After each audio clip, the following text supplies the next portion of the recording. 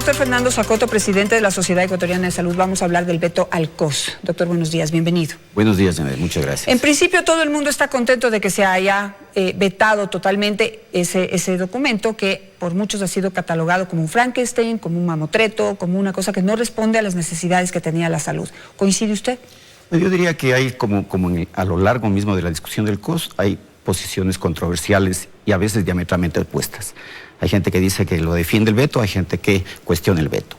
Pero a mí me parece que lo fundamental es realmente tomar en consideración que el Código de Salud no abordó el problema fundamental de la salud en el Ecuador, repetida por diagnósticos por décadas: la desestructuración, la desarticulación, la descoordinación entre, por ejemplo, el Ministerio de Salud y el Instituto Ecuatoriano de Seguridad Social, con las duplicaciones e ineficiencias que esto conlleva.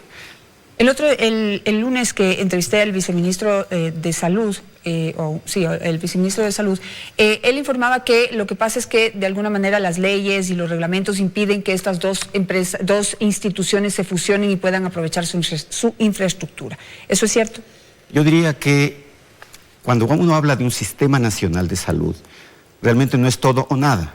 Uno puede ir construyendo el sistema nacional de salud, por ejemplo, con atención primaria de salud universal. No importa que sea afiliado o no afiliado del seguro, de lo que quiera. Es relativamente sencillo.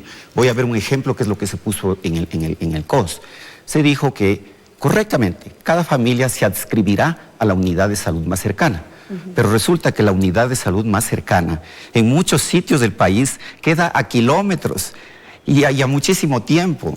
Calderón, por ejemplo, ¿sí?, alrededor de 300.000 habitantes. ¿Qué es lo que tiene un hospital? No cuestiono el hospital, por supuesto es necesario, pero tiene que haber una red de servicios de nivel primario para que funcione como red, de tal forma que, por ejemplo, podía haberse puesto en el código un asunto mandatorio. Ahorita mismo en España se está discutiendo la necesidad de incrementar el presupuesto para atención primaria de salud en España, que probablemente los recortes que se dieron a la atención primaria en España y a la salud pública en España han determinado la respuesta terrible que se ha tenido.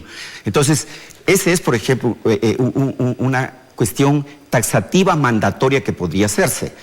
Debe destinarse recursos suficientes, probablemente no se llegue a poner un porcentaje, pero claramente establecer que debe estar recursos para la atención primaria, y eso funcionaría muy fácilmente porque, por otro lado, cuando usted tiene un grupo de familias a su cargo, 500, 600 familias por un equipo bien dotado, usted tiene capacidad, por ejemplo, de hacer educación sexual prácticamente barrial, comunitaria. Usted tiene capacidad de tener control sobre la vacunación y tener coberturas de vacunación, cobertura de control prenatal. Bueno, ese es el punto fundamental, uno de los puntos que, por ejemplo, debía haberse puesto y no se puso con la claridad necesaria. A lo largo del tiempo, en vez de fortalecer la atención primaria, lo que han ido es destruyéndola, totalmente desfinanciándola, y hoy todas las personas, como sucede en Calderón, tienen que acudir por una gripe, por una rotura de cabeza, por un dolor de barriga, al hospital de segundo nivel, que es ya de especialidad. Y eso congestiona todo y da como resultado el caos que tenemos, ¿verdad? Correcto. Le voy a dar otro ejemplo. En alguna parte del código dice que los municipios, hablando de promoción de salud y prevención de la enfermedad, que es también fundamental y que tiene que ser parte de una política de salud de Estado. Dice, por ejemplo, los municipios podrán destinar recursos para promoción de salud y prevención de enfermedad. Podrán. No, era más categórico que pongan deben destinar en su presupuesto para estas actividades. Y voy a poner un ejemplo, ojalá rápidamente. Cuando estuvo el alcalde de Quito, de asambleísta, yo recuerdo que puso algo así, que se destinará un X% para prevención en los municipios. Pero ¿qué resulta? Que cuando fue alcalde, resulta que destruyó el programa Salud al Paso de promoción de la salud.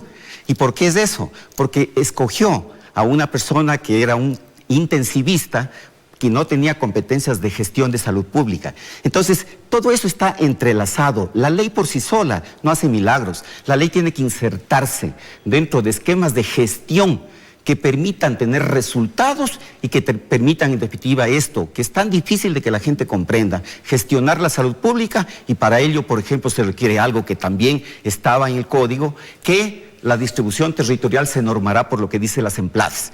Pero si la CEMPLADES acaba de hacer desde el 2012, y este gobierno no lo cambió, esta distribución territorial que es absurda, administraciones zonales que hacen que en este momento la pandemia en Puerto Quito se maneje desde el TENA, pero es que no hay razón. Todos estos elementos hacen parte de lo que tiene que ser una gestión competente. Y cuando yo me refiero a personas, por ejemplo, a perfiles, el perfil tiene que ser para salud pública, perfil honestidad, competencia y experiencia, fundamental. Pero si es importante el nivel central, para mí más importante es ese director parroquial de salud. Ese es... Por tanto, hay que hacer toda una reingeniería. Las unidades primarias de salud, en su gran mayoría en este momento están conducidas por médicos rurales, que es valioso su aporte, pero por Dios, tienen que ser reemplazados cada 9, 10 meses. Entonces, vuelve a todo lo que implica. Entonces, ¿qué capacidad y qué confianza tendrá la gente en llegar a ese servicio de primer nivel? Otro asunto muy importante que no fue abordado por el COS y que hemos conversado con usted en muchas ocasiones es la necesidad digamos, pensar sobre una salud preventiva. Es decir, que no trabaje sobre los que ya nos enfermamos, digamos, que no esté lista para atender a los que se enferman, sino que prevenga para que la gente se enferme menos. Sí, la promoción de la salud y la prevención de la enfermedad es el pilar de una política de salud. Ciertamente hay muchos intereses en Ecuador y otros países que determinan el que se dé preeminencia a lo curativo. Porque con lo curativo está la industrialización de la salud. Cuando usted tiene que construir unos 15, 20 pequeñas unidades de salud, el monto es bajo, pero el beneficio es altísimo para la gente. Cuando usted construye un hospital, haga 50, 60, 80 millones de dólares, pueden haber múltiples intereses y los ha habido. Y ese es un problema que también hay que enfrentar en términos de la corrupción que se ha dado en el sector salud, que es inaceptable. Doctor, para concluir, digamos, en este documento que afortunadamente fue vetado porque lo que intentaron es políticamente darle gusto a todo el mundo, ¿qué espera usted? Ahora hay que esperar un año, pero ¿qué espera que suceda en este año y con este documento? Es que yo diría que no es posible plantearse en términos de este COS después de un año.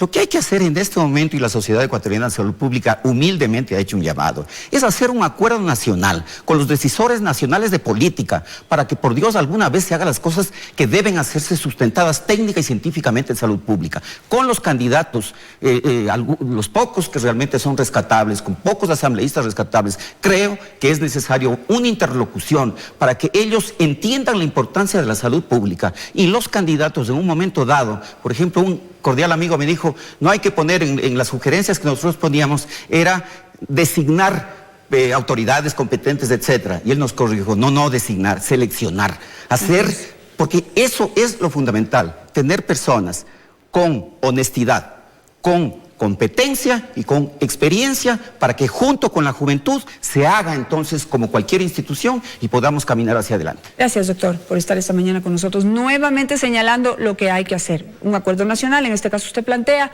ojalá le hagan caso. Gracias, doctor. Muchas gracias. Hasta aquí los desayunos 24 horas.